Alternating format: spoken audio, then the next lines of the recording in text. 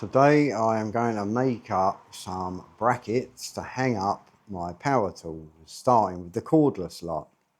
Sick and tired of them just sitting around everywhere. So because I've got a metal bender, my welder and my new chop saw for the metal, I thought, hey, let's make up some brackets and get these hanging up, and my power tools as well, including the angle grinders I have. So let's see what I come up with. For the angle grinder, I bent this piece of metal here.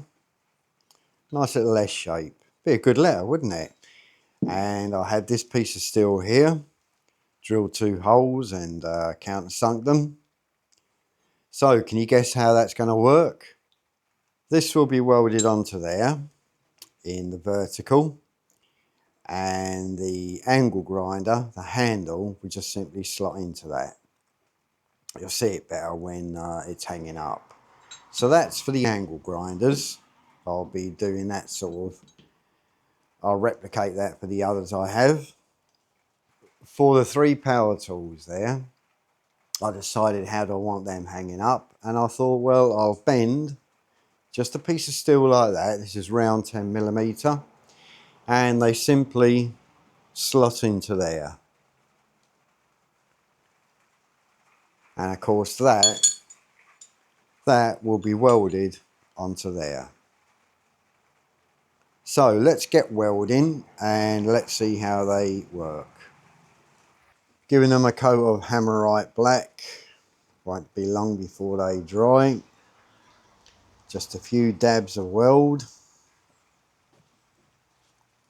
is all that's needed.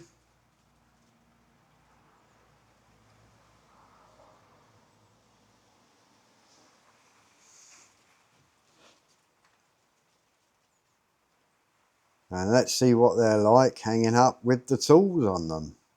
And while I was making those hangers, before I made them, I thought to myself, I want something to put my discs on. I was sick and tired of them being in a box.